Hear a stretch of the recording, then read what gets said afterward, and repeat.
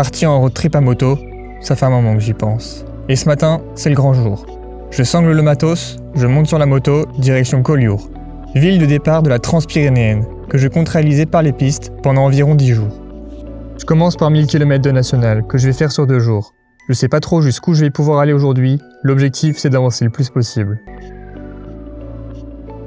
De temps en temps, des ouvrages attirent l'attention, comme ici, le viaduc du Moulin d'Henri. C'est d'ailleurs à partir de cet endroit que les reliefs apparaissent. À partir de Mauriac, la D922 devient un véritable plaisir. Les virages s'enchaînent les uns après les autres, et le revêtement est vraiment bon.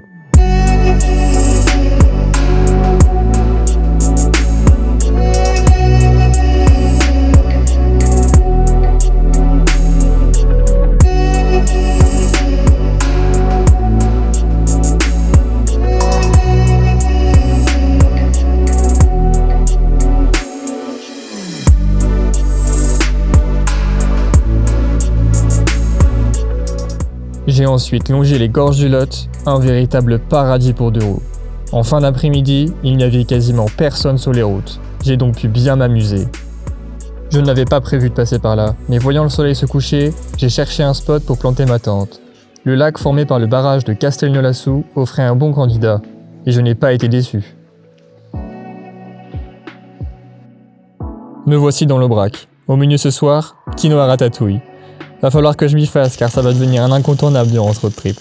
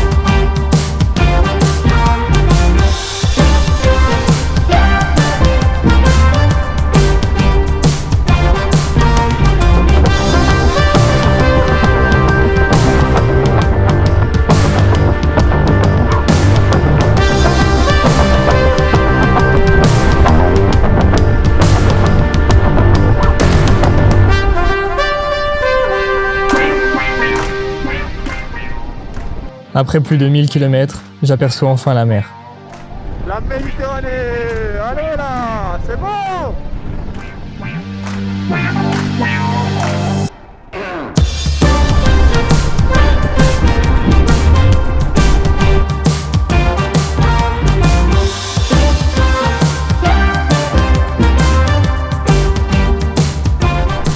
Arrivé à Collioure, j'ai pris un smoothie sur le port. Et j'en ai aussi profité pour trouver un camping où passer la nuit. Je suis au pied des Pyrénées. Demain, c'est le début de l'aventure.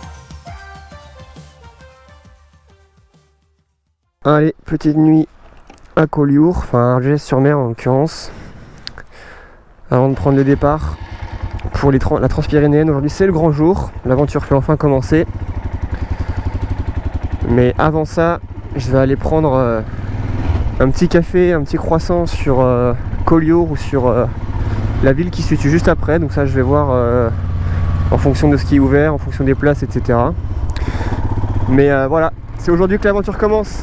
Allez, go!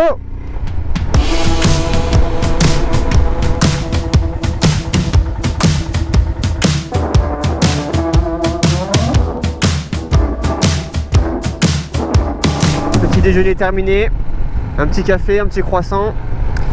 Et je suis prêt pour partir à l'aventure. Donc là je me dirige vers une station essence vers Bagnols-sur-Mer. Je fais le plein et on attaque les pistes. À nous les Pyrénées. Allez, l'aventure commence, c'est parti. Et me voici en Espagne. Wouhou! Il faut savoir que je suis passé en Espagne par le col de Banyuls. Des rochers étaient disposés pour bloquer le passage, mais la moto passait tout juste. Et oui, nous sortons à peine d'une pandémie mondiale après.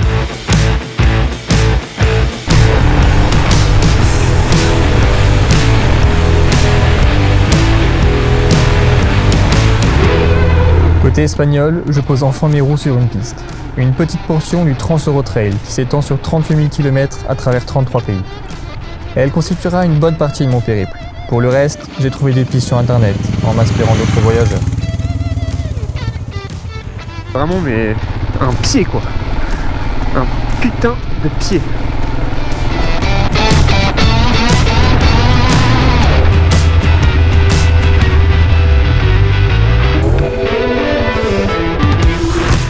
J'ai rencontré Marcus, un Allemand, qui faisait aussi la Transpyrénéenne, au guidon de sa CRF 250 Rally.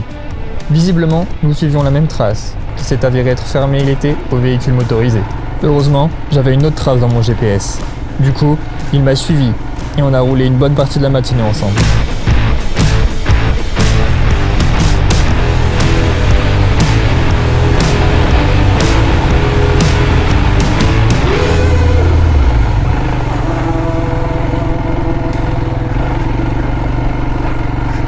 Oh, jolie grimpette hein.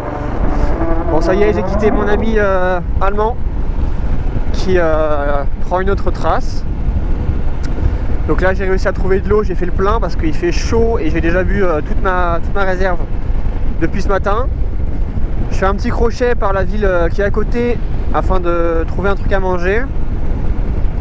Et je vais reprendre les pistes que j'avais prévues pour aujourd'hui. Donc c'est en tout cas pour l'instant vraiment une très bonne journée. La prochaine étape cet après-midi, ça va être de repartir un peu vers le nord, en partant d'une ville qui se nomme Montagu en Espagne. Faire une grande boucle et voir après vers 17-18 heures où est-ce que j'en suis pour trouver un lieu de camping ou de bivouac. J'espère plutôt bivouac sauvage que camping. Donc voilà, faire à suivre.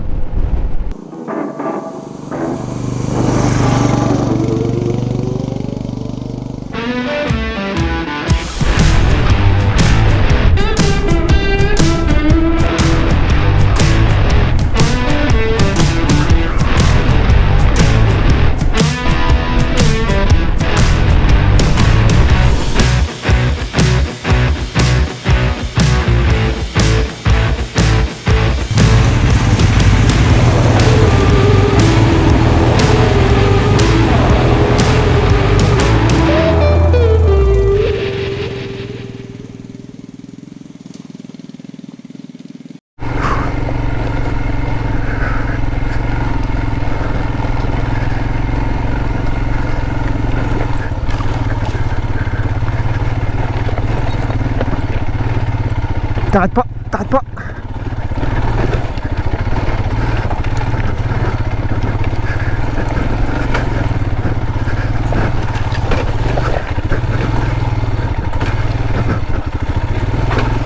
Ah ah.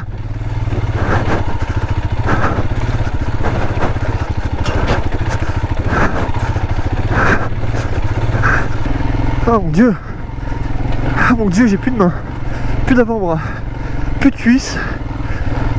Et j'espère que je vais pas devoir la descendre celle-là. J'espère qu'on peut aller jusqu'au bout parce que là je suis mal sinon. De toute façon là il faut que j'aille jusqu'en haut.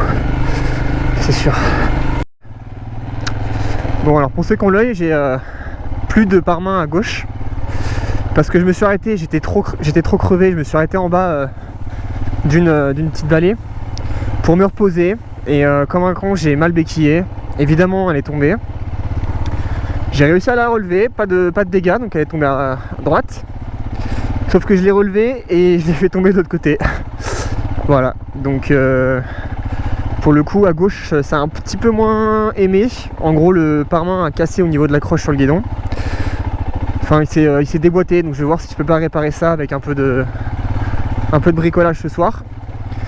Et pour ne rien arranger, je commence à entendre quelques orages et il y a de la fine pluie qui descend. Donc compliqué là, surtout que la route elle est vraiment dure, enfin très dure. Oh, ça serait un coin pas mal pour camper quand même ça.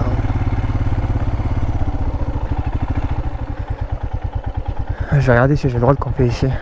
Je vais me mettre au fond là-bas pour m'abriter. Ah bah je suis pas le premier à avoir campé ici hein. Punaise, cool, ça va être top.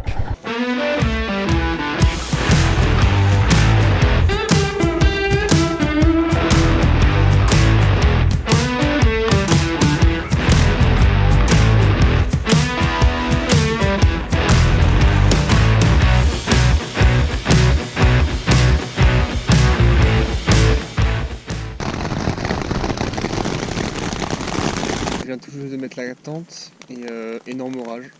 Énorme orage au moment où je mettais mes affaires à l'intérieur. Il pleut encore un petit peu là, ça fait une demi-heure qu'il pleut.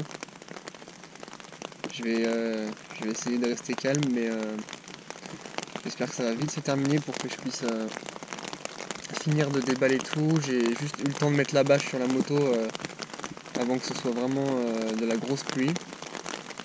Mais j'espère que ça va se calmer pour pouvoir manger, faire de la cuisine dehors et puis profiter un peu du paysage qui est superbe, quoi. Donc voilà, là ça se relève. Bon. Je vous tiens au courant. Et non, ça ne s'est pas calmé. Il y a eu de l'orage toute la nuit. J'ai regardé comment me mettre en sécurité lors d'un orage sous une tente. En résumé, tu peux rien faire. Tu dois juste attendre. Début du deuxième jour. J'ai passé une nuit compliquée, hein, entre les orages toute la nuit et les différents animaux qui se sont approchés de ma tente. C'était sport. Mais bon, là le soleil commence à réapparaître. Donc j'espère qu'on va pouvoir rouler sous de bonnes températures. Allez, on est reparti. Ça commence bien, je suis parti de là-bas, j'ai fait ça. Je suis arrivé là, et là il y avait de la boue, et je suis tombé. Enfin, je suis tombé, la moto est tombée. Et comme vous pouvez le voir, je suis bien propre. Et surtout, ma belle réparation d'hier a rendu l'âme instantanément. Bon, je sais pas comment je vais faire, si j'essaierai de retrouver des protège-mains si je trouve une ville. On verra. Voilà, allez, on va essayer de repartir quand même, hein, pour de bon cette fois.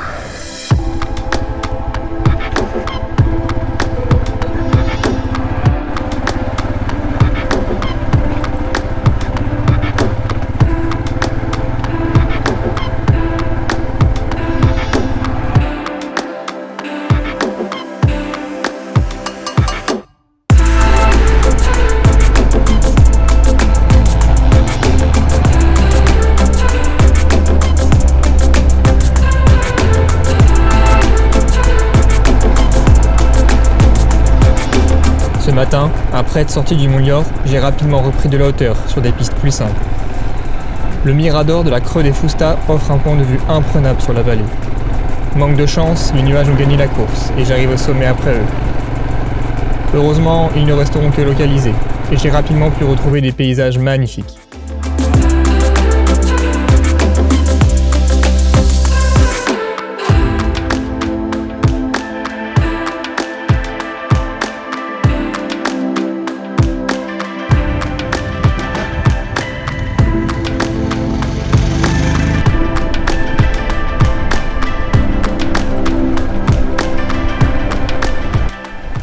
Bon, maintenant que je suis redescendu de l'autre côté de la montagne, je vais aller me prendre un truc à manger. Donc le problème ici en Espagne, c'est que de 13h à 16h, il n'y a pas grand chose d'ouvert, hein. Tout est fermé, il n'y a pas un chat dans les rues. Donc je pense que ça se termine comme la dernière fois. Je vais aller à une station de service et je vais prendre ce qu'il y a, c'est pas grave. En bas de la montagne, j'ai trouvé un petit village, nommé Ribes de Freser. J'ai vu quelques personnes attabler sur ce qui semblait être la place principale. Le service ne commençait qu'à partir de 14h. J'ai donc pris une bière avant de commander un plat. D'ailleurs, je crois que je me suis trompé de section dans le menu, car ça ressemblait plutôt à des antipastilles, mais bon, au moins c'était local et c'était bon.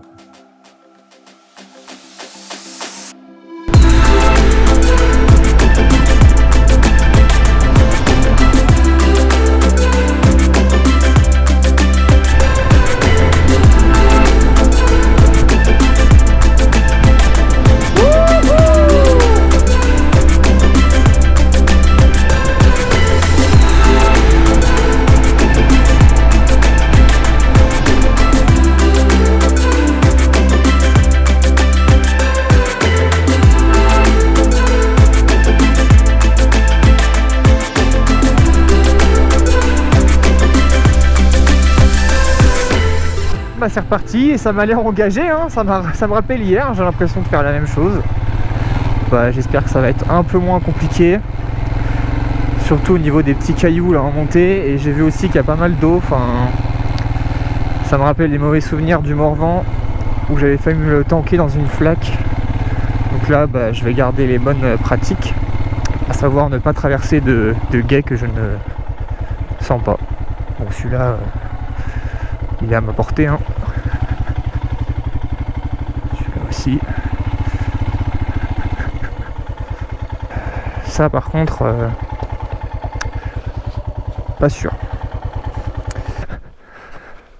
Oh ouais, non, c'est mort. Vas-y, demi-tour. Pas envie de me prendre la tête avec un truc injouable. Ouais, non, c'est impassable, ça. Là, ils ont mis des pierres peut-être pour les 4x4, mais... Oh non, je vais me viander, là, c'est pas possible. Ok, bon, bah... C'est mort. It's over. C'est une route que pour les chevaux, quoi.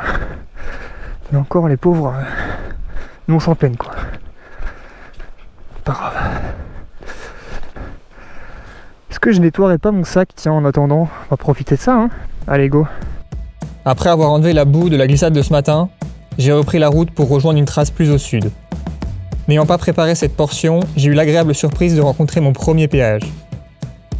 Je me suis débattu pendant 5 minutes pour trouver ma carte dans ma veste et me séparer de 12 € en me disant « Ah ouais, quand même, c'est pas donner les autoroutes en Espagne ». Au bout de quelques dizaines de mètres, j'ai compris. Il s'agissait d'un tunnel, le tunnel de Cadix, long de 5 km. Et vu le travail réalisé, je me suis dit que finalement, c'était pas si cher que ça.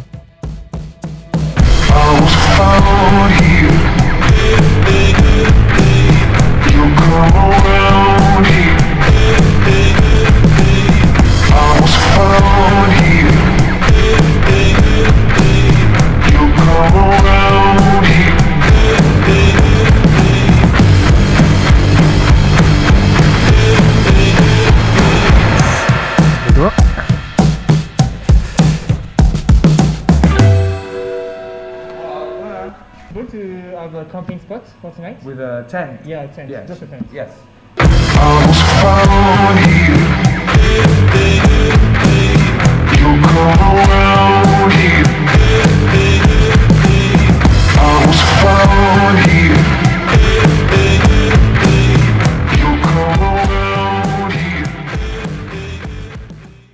Quitte le camping où j'étais. Très bien, très bon camping, très accueillant, pas cher et tout, donc franchement j'ai vraiment bien fait de prendre celui-là. D'ailleurs je vous recommande d'y aller si vous passez dans le coin. Objectif donc de la journée là, ça va être de remonter pour passer vers l'Andorre. Donc je vais récupérer la trace du tête sud, enfin sud là où j'étais initialement hier. Et ensuite on va prendre, je pense, la voie nationale pour remonter jusque dans l'Andorre.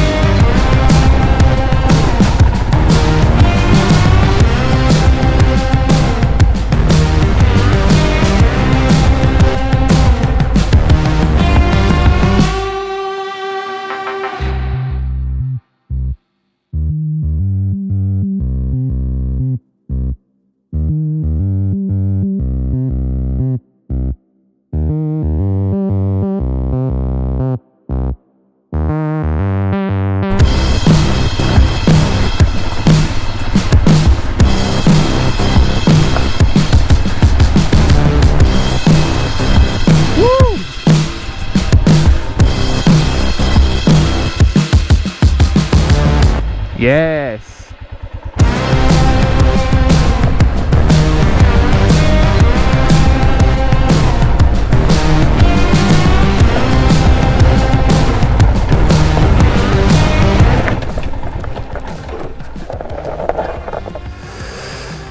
Ok.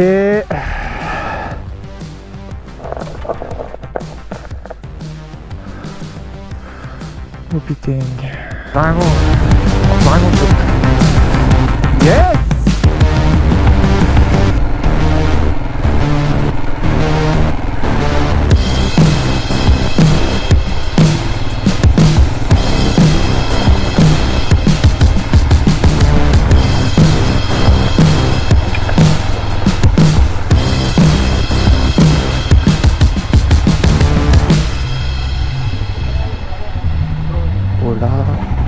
Allez, mission trouver un petit café, un petit truc à manger avant d'entamer la remontée vers l'Andorre, qui est prévue pour cet après-midi, je le rappelle.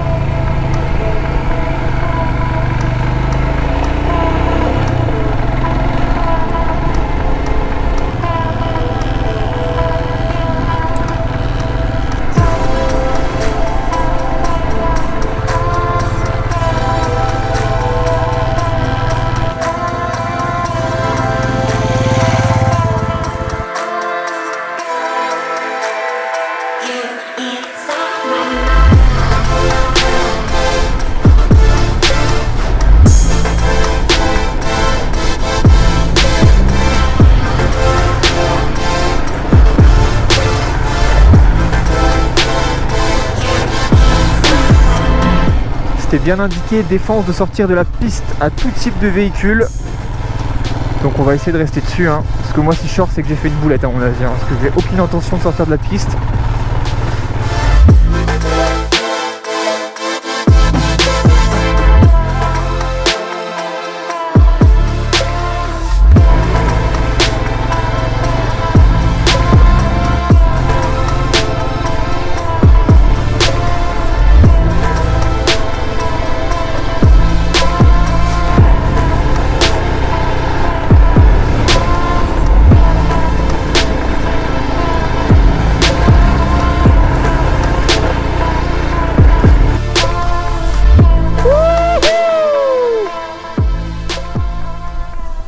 Port-Négré, Pointe-Noire.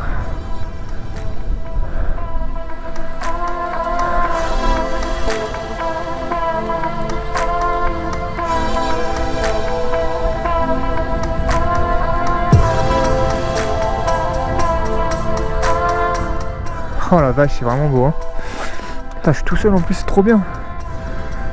Il y avait un 4x4 derrière moi, mais je pense qu'il va pas être là tout de suite. Wow, c'est incroyable.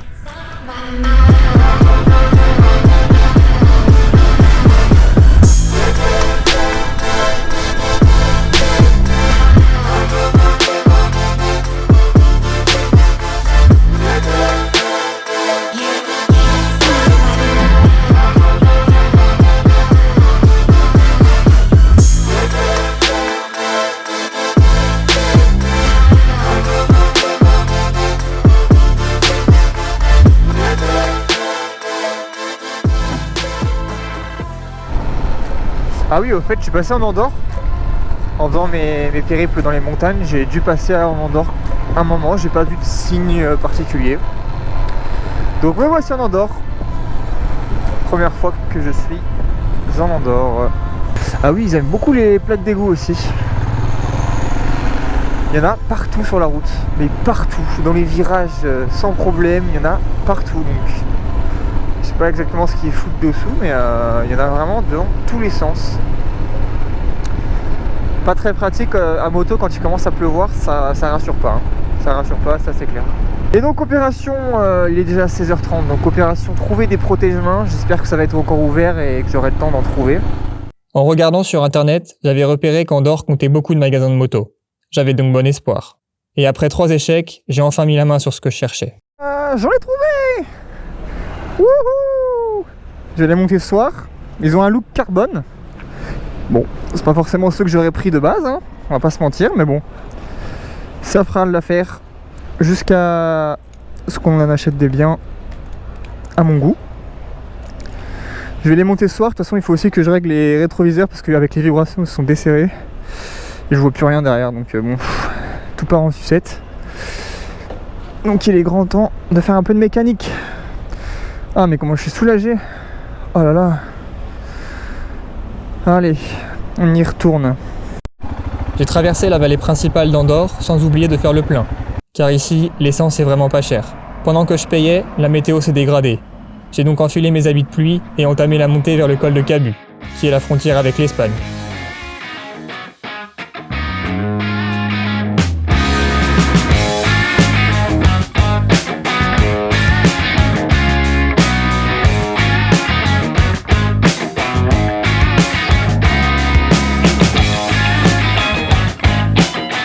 La descente côté espagnol se fait par une piste. J'ai regardé le radar météo et les grosses averses ont l'air d'être derrière moi. J'entame doucement la descente pour tâter le terrain car, avec la pluie, tout est trempé. Et j'ai encore en tête ma glissade de la veille.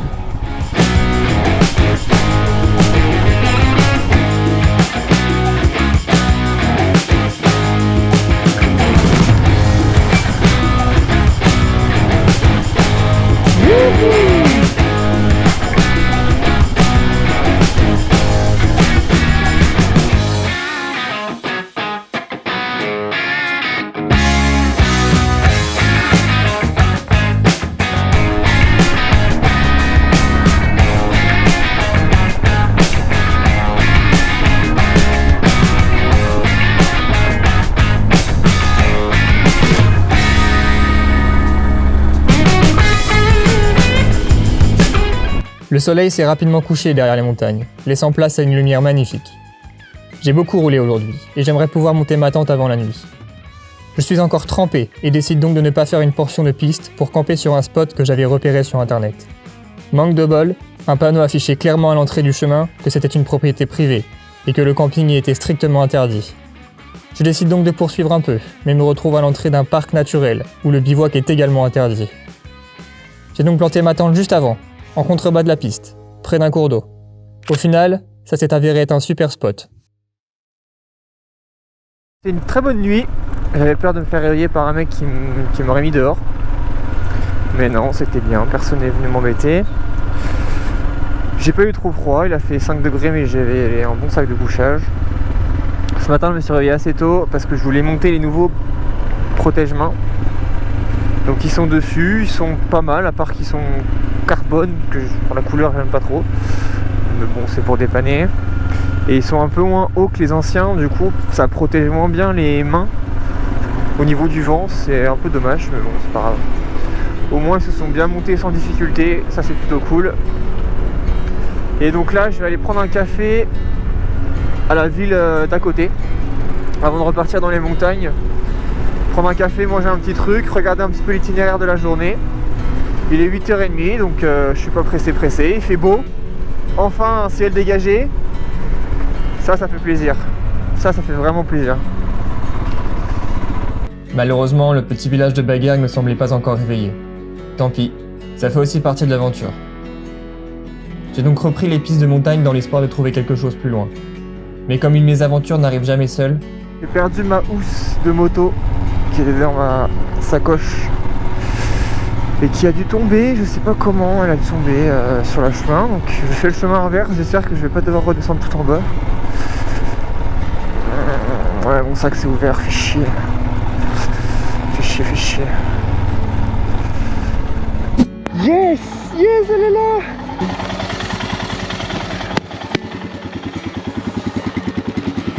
Aïe. Que de stress. Allez. On est reparti. Au complet cette fois.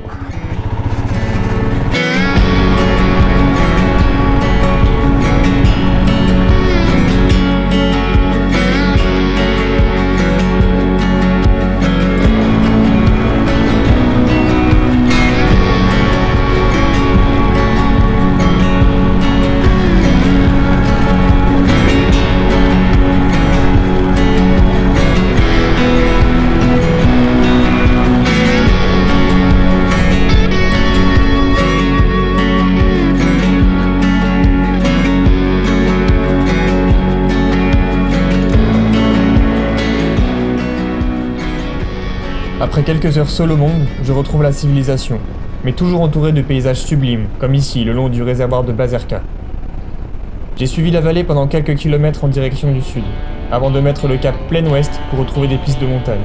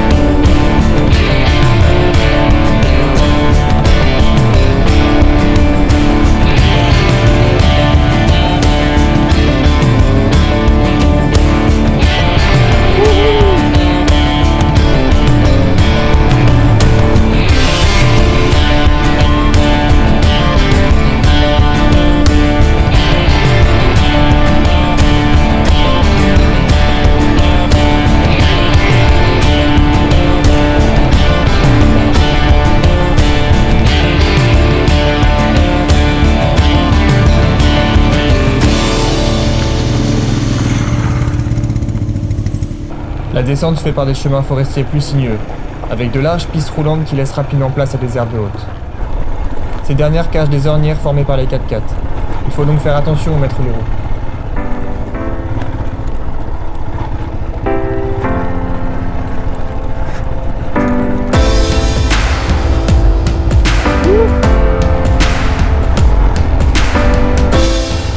À la clé, il y a de belles épingles, avec des pierres bien roulantes. Propre celui-là. L'Himalayan n'a pas d'ABS déconnectable et il faut donc rester vigilant à ne pas prendre trop de vitesse et utiliser le frein moteur au maximum. Et parce que je n'avais pas assez dépensé d'énergie à la descente, j'ai décidé de remonter une partie à pied, avant de retrouver des routes goudronnées.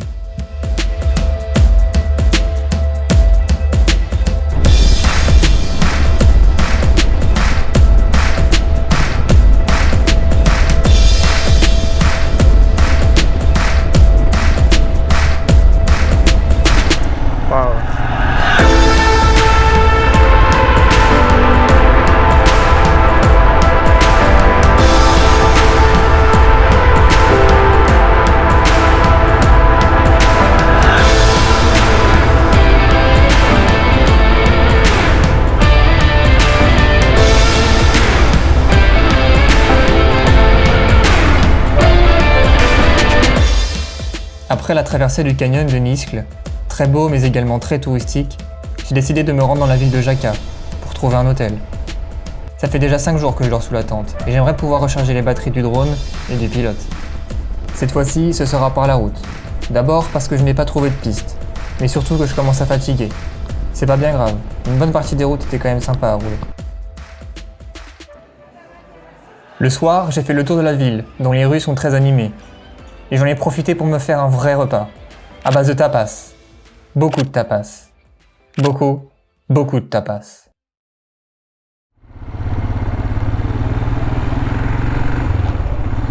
J'ai profité au maximum de ma chambre d'hôtel, et aujourd'hui je reprends la route que vers midi. C'est quand même les vacances après tout. 2 options s'offrent donc à moi. Rouler toute l'après-midi sans faire de pause pour réussir à rejoindre le désert de Bardenas ce soir, ou adopter un rythme plus cool pour admirer les paysages. J'ai pris la deuxième option.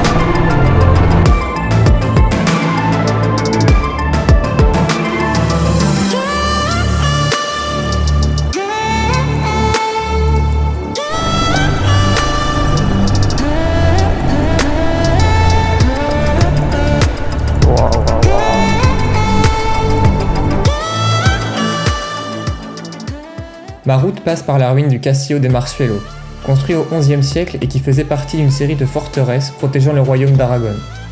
Il offre une vue imprenable sur la vallée et marque la fin des Pyrénées, que je quitte brièvement pour partir vers les Bardenas.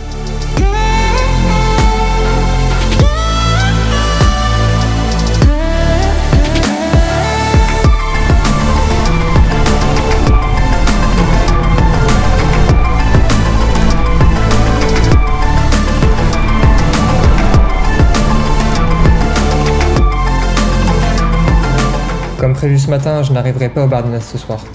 Je fais donc le plein d'eau dans un village entre deux portions de piste pour pouvoir m'arrêter dès que je trouve un spot sympa où monter le bivouac.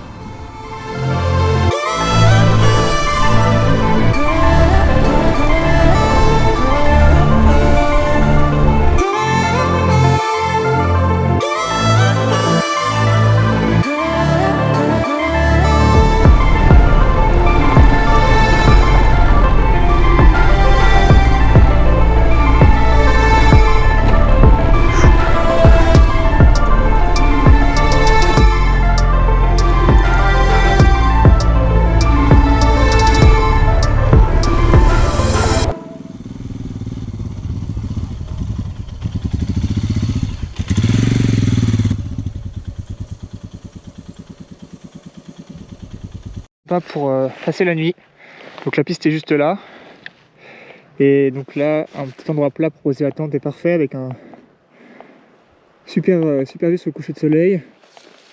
Et ça tombait bien parce que là il est 19h.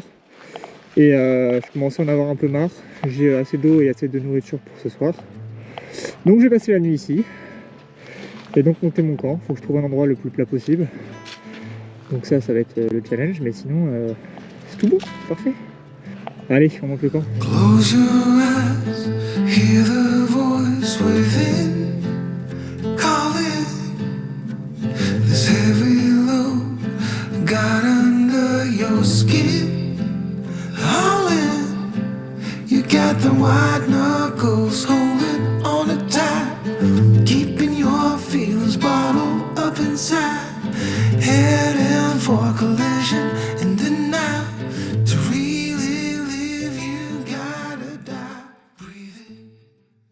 Allez, c'est parti, le camp est levé. Aujourd'hui direction les Bardenas. On devrait y être largement dans l'après-midi, donc allons-y. Faut d'abord que j'arrive à sortir de mon... Voilà. De mon camp, qui était très bien. Très beau coucher de soleil. Personne n'est passé de la nuit, donc j'étais bien tout seul. Hop là. Donc c'est cool, allez, on est reparti sur la route, ou sur les pistes plutôt.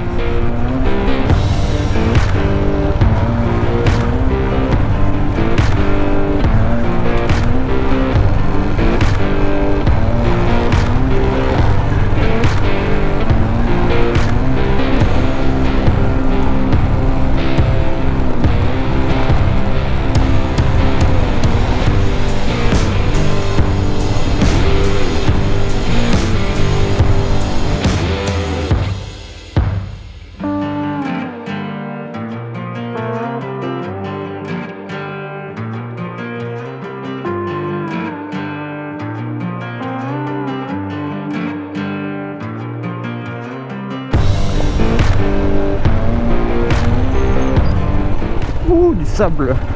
Et oui, les pistes sont maintenant constituées de sable fin, une première pour moi. La sensation au guidon est d'abord perturbante, on a l'impression de ne plus rien diriger, mais après quelques frayeurs on s'y fait. Ce qui est sûr, c'est que ça consomme de l'énergie. Heureusement que j'avais prévu le coup.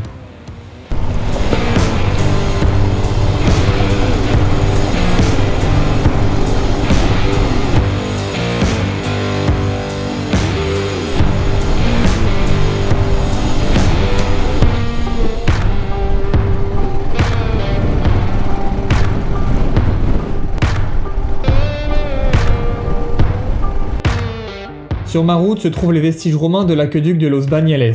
Construit au 1er siècle et long de 350 mètres, il faisait partie d'un vaste réseau de distribution qui apportait de l'eau depuis un réservoir jusqu'à d'immenses thermes. Après avoir admiré le travail des Romains, j'ai repris la route pour entrer dans le parc naturel des Bardenas Reales.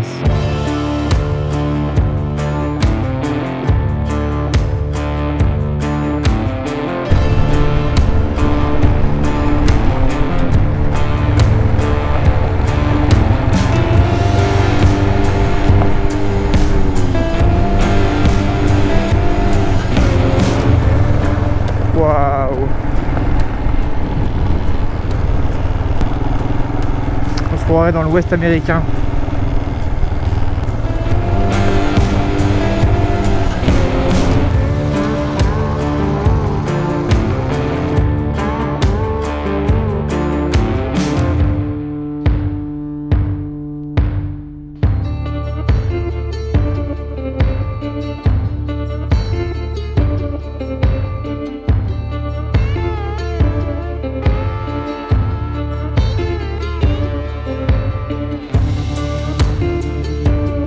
Le désert des Bardenas se compose de deux parties. Après avoir parcouru la Blanca Barra, qui est la zone la plus aride et la plus prisée des touristes, je me dirige vers la partie nommée Bardenas Negra, qui est plus au sud, plus vallonnée, et qui doit son nom à un boisement plus important.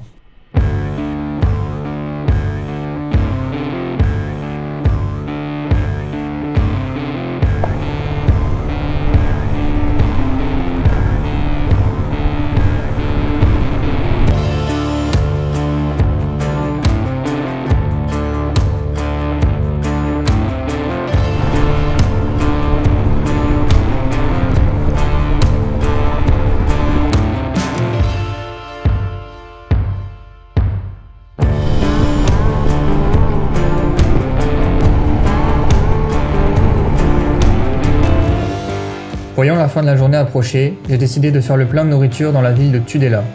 Camper dans les déserts des Bardenas est strictement interdit. J'ai donc repéré un emplacement de camping gratuit sur internet. Je ne sais pas s'il est possible d'y planter une tente, mais je vais jeter un coup d'œil, ça ne coûte rien. Not bad. Trop bien. Vas-y, je vais me mettre là.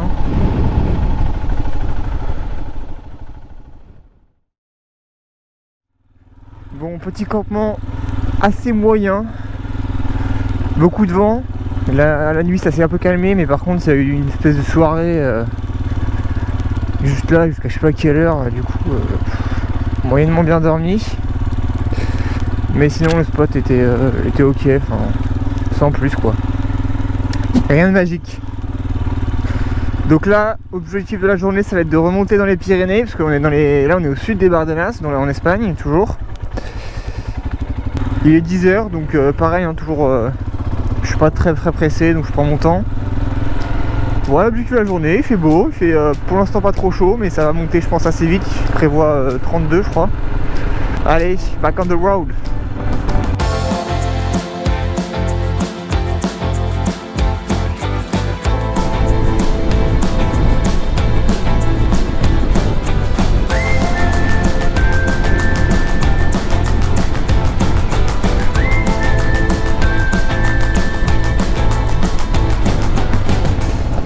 Il y a des milliers et des milliers de vaches là-dedans.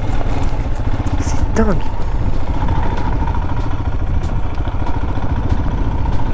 C'est dingue.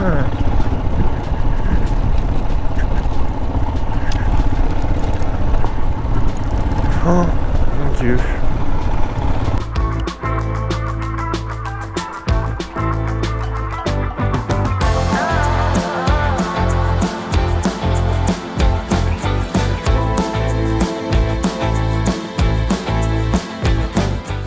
Voir ces gigantesques fermes et cultures toute la matinée m'en a fait oublier de suivre ma consommation.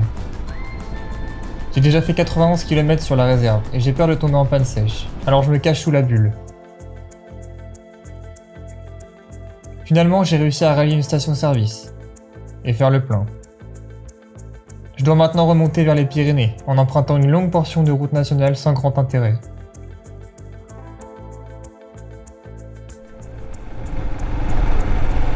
Bon bah finalement le lac que j'ai repéré il est asséché. Il y a une partie avec de l'eau, mais il y a vraiment beaucoup de gens qui sont sur la berge et c'est pas ouf quoi, c'est du sable très moyen, enfin c'est ça quoi. Avec un petit peu d'eau au milieu. Donc je vais continuer mon chemin, c'est pas bien grave, je vais trouver un autre point d'eau pour m'arrêter. J'en ai vu un autre là sur la carte qui pourrait faire l'affaire, qui est beaucoup plus petit, mais qui peut faire l'affaire. Donc j'espère qu'il y aura de l'eau quoi. Il y avait effectivement un petit cours d'eau, auprès duquel je me suis rafraîchi pendant presque une heure. Je suis de nouveau dans les Pyrénées, et les pistes ne sont plus très loin. J'hésite à repartir dès ce soir dans les chemins, mais avec les températures que j'ai eues ces 3 derniers jours et le sable qui s'est infiltré partout, j'opte plutôt pour un camping et une bonne douche.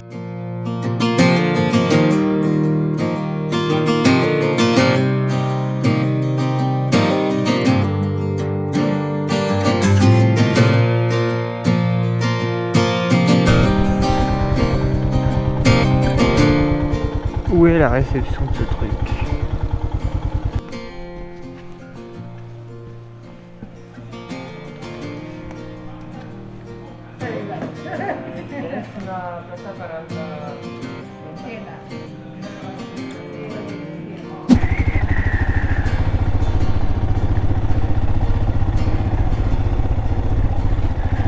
Alors, juste un truc à peu près plat s'il vous plaît.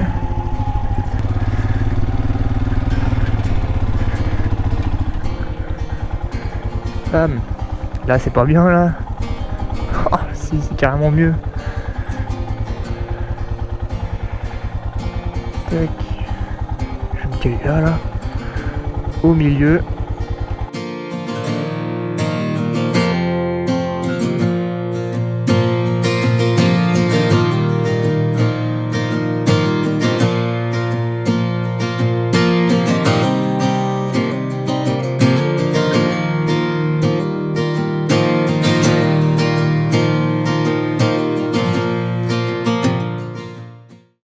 Et voilà, nuit au camping s'est bien déroulé, il a fait un peu frais.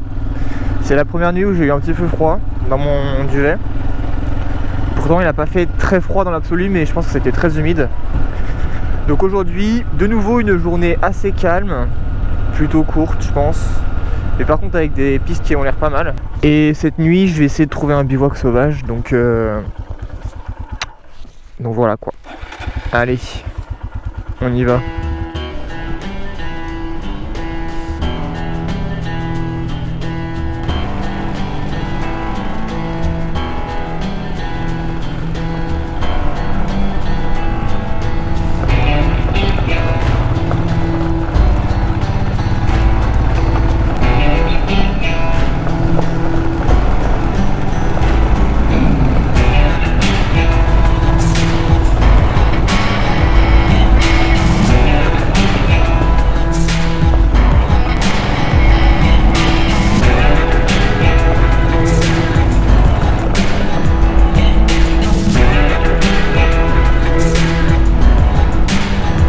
Changement de terrain là.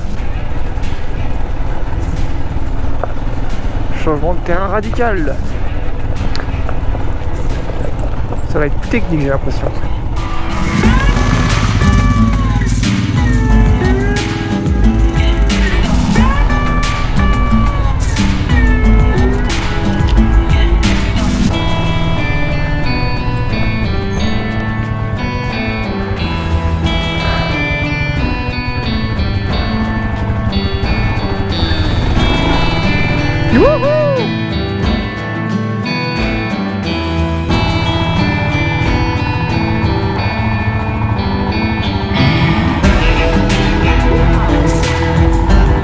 La piste disparaît de plus en plus. J'ai du mal à suivre la trace. Il ne doit pas y avoir beaucoup de passages par ici. Mais cela offre un sentiment d'aventure incroyable. J'ai vraiment l'impression d'être seul au monde.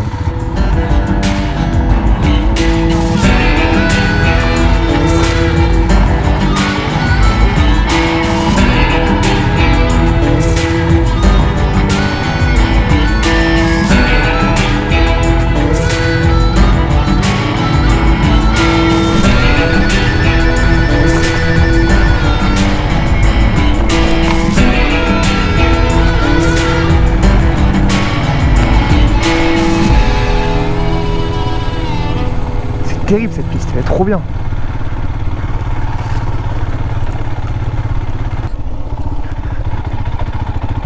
Voilà.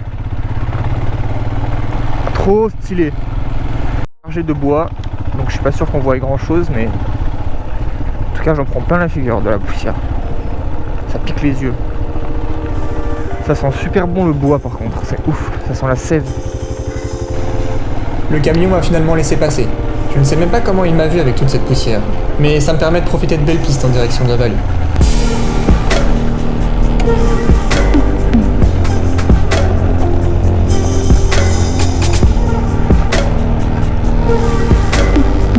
Pour manger. Bon, je sais, il est pas 13h. Il est 12h50. Pour espagnol, c'est pas trop ça pour manger. S'il y a une place, nickel, vas-y, je vais aller. Ah bah là aussi. Parfait.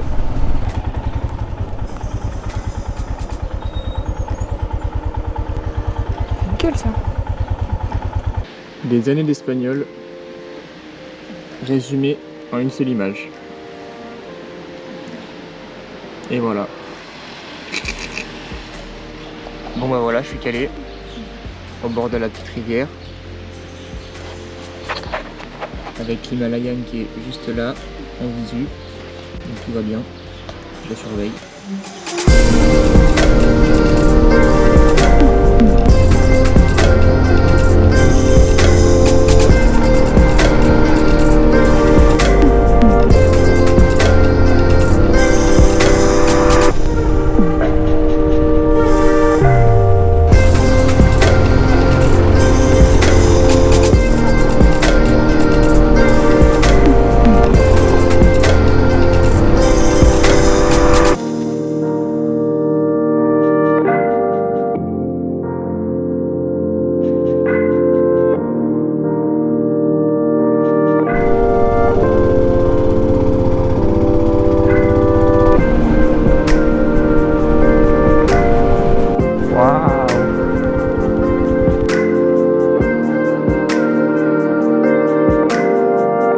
Dans l'ouest des Pyrénées, les véhicules doivent cohabiter avec les troupeaux.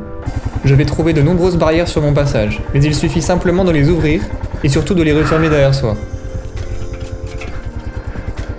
C'est reparti.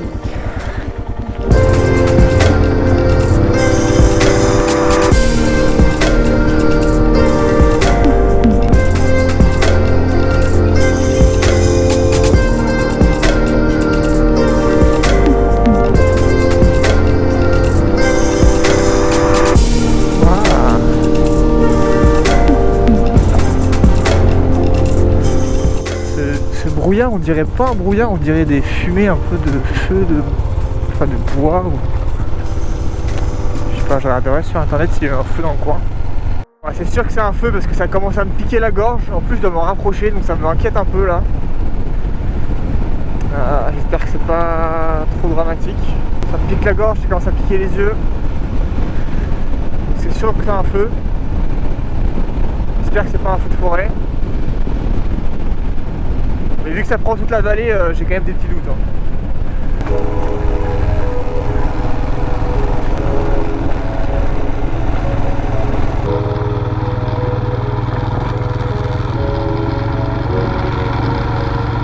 Ok. La piste est effondrée. Parfait. Ah ouais. Tout s'est cassé la gueule quoi. Bon allez, pas de raison.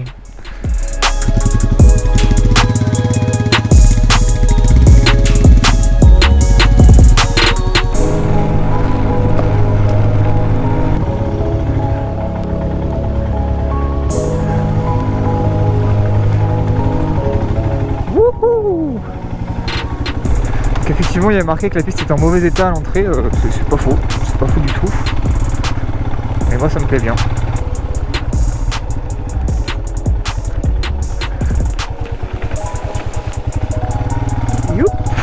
Putain, c'est trop beau ici.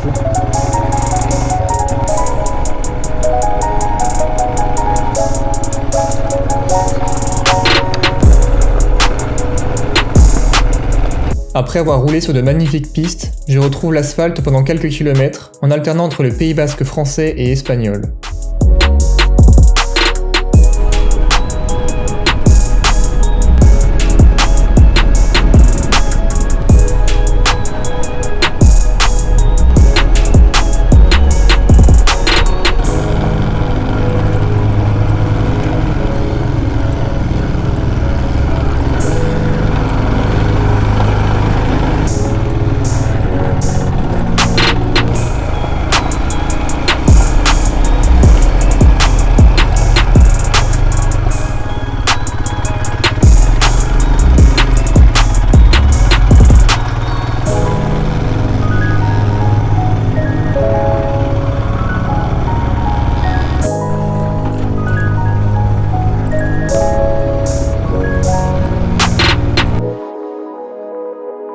Un groupe de Français était déjà installé sur le spot que j'avais repéré.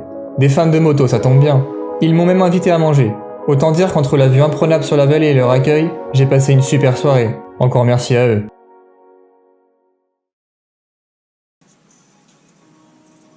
Aujourd'hui, c'est le dernier jour. Je ne suis qu'à 50 km d'Hendaye et il ne reste quasiment plus de pistes.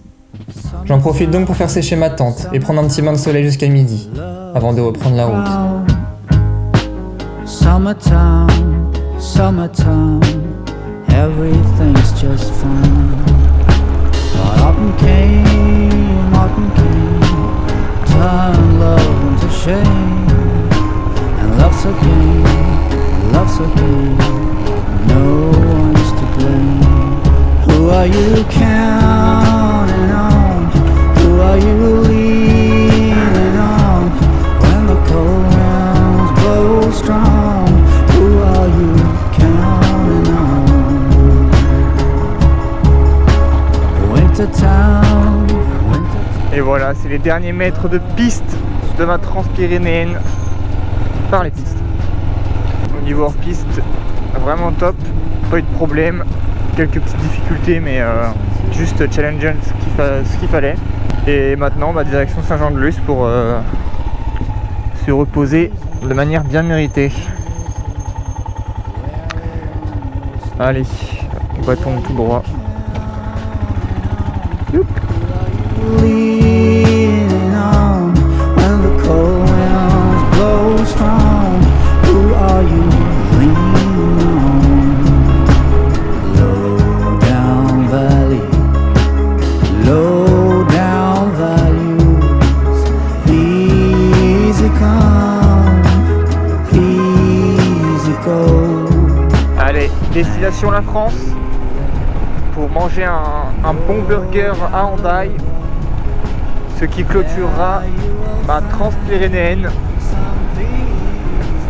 Même si après je remonterai à Saint-Jean-de-Luz, ce sera pas forcément très important. On va dire qu'elle s'arrête à Hendaye. Là je suis allé vraiment au bout de la pointe côté espagnol. Maintenant il me reste à traverser la frontière, trouver un resto, manger, passer une après-midi tranquille, chercher un camping pour ce soir dans la région et puis voilà. Bon allez, je vous laisse sur les images de ce fameux burger. Ciao.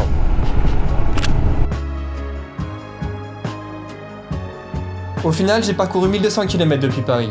J'ai campé dans l'Aubrac, puis près de Collioure, avant de passer en Espagne et de faire mes premières pistes. J'ai parcouru 170 km le 4e jour. J'ai suivi le tête nord jusqu'à me retrouver bloqué, puis je suis redescendu vers le parc naturel de Cadí-Moixeró où j'ai passé la nuit en camping. Le 5e jour, j'ai parcouru 285 km. Je suis remonté vers Andorre en passant par le Pic Nègre, avant de revenir en Espagne et de trouver un bivouac in extremis non loin du village de Baguergue. Le 6e jour, je suis redescendu vers le sud en empruntant des pistes aux couleurs changeantes, avant de reprendre la route vers la ville de Jaca où j'ai dormi en hôtel. Le 7e jour, après avoir fait une rapide boucle au nord, j'ai repris ma route vers le désert des Bardenas, sans pouvoir l'atteindre. Les montagnes sont derrière moi et les pistes sont plus sablonneuses, je n'en suis donc pas loin. Le 8e jour, j'ai quitté mon campement pour enfin le rejoindre. J'ai d'abord visité la partie de la Barra Blanca, dont les pistes principales forment un cercle. Puis je me suis dirigé vers la piste des Bardenas Negra, plus boisée. J'ai ensuite rejoint un lieu de camping gratuit aux alentours de la petite ville de Buñuel. Le 9e jour, j'ai repris la direction du nord, en passant la matinée à travers d'immenses champs de maïs et de fermes, puis j'ai repris la nationale pour revenir dans les Pyrénées.